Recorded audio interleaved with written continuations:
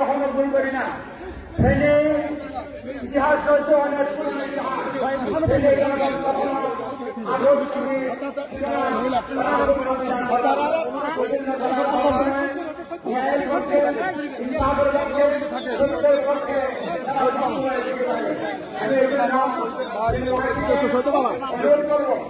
আগামী দিনে বাংলাদেশ করার জন্য অভ্যুত্থানের মাধ্যমে যাদের নতুন বাংলাদেশ করার সুযোগ পেয়েছি সেই সুযোগকে কাজে লাগিয়ে আগামী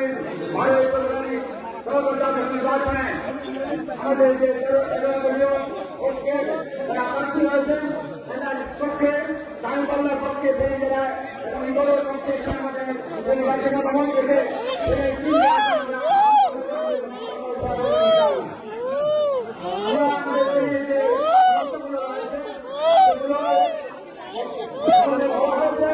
এই সমস্যাগুলো আমাদের পূরণ করার জন্য দাবি রাখছেন।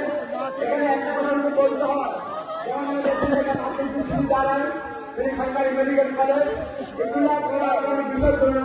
আমাদের এখানে দিনভর বা প্রধানমন্ত্রী পেয়েছিলাম নেতৃত্বে ব্যর্থতার কারণে আমরা আমাদের হয়নি। যারা আজকে আমার নতুন করে ওয়াদা দিচ্ছেন তারা পূরণ করবেন, তারা উদ্দীর্ণ ছিলেন পূরণ করেন নাই, বয়বন তাদের উপরে অভিযোগ রাখতে পারবেন।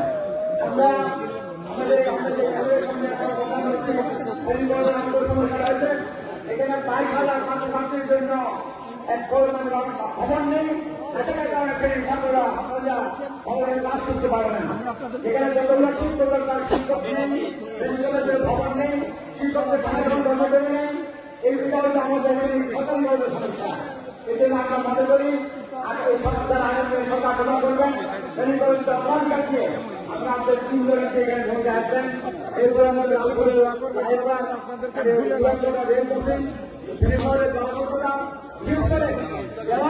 এখানে আপনার ময়লার বিভ করা হয়েছে, যার কারণে অঞ্চলে লোকেরা